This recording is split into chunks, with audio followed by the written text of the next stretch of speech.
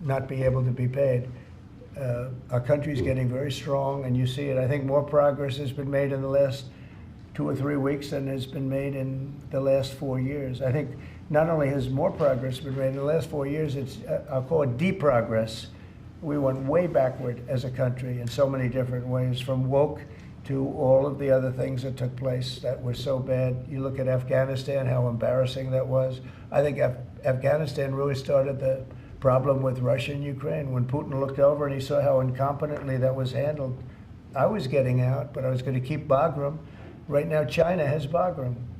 I was going to keep one of the biggest air bases in the world. They left it. But I was, other than Bagram, I was going to get out. And I wasn't keeping Bagram for Afghanistan. I was keeping it for China, because it's 1 hour away from where China makes its nuclear weapons.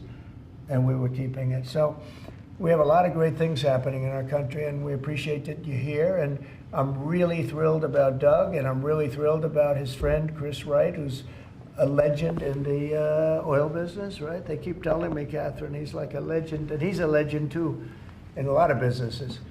And we have an amazing group of people working with us. There's a man behind me who became a tremendous success. He was not a wealthy man. He didn't start off a wealthy man, and he ended up a wealthy man. And you know, that's a great talent. And he's willing to sacrifice so much and to put it to work for our country. Watch the job he does on the interior, but in particular on really making our country very, very wealthy by utilizing it properly. And at the same time, environmentally, he does it he's very much an environmentalist. He's going to do it very carefully and very painstakingly good. But you just watch what happens. And working with the Department of Energy, where his compatriot, his friend, and also considered the most talented man in the oil business, is the head of the Department of Energy, and they work together. It's almost like a partnership. It really is a partnership.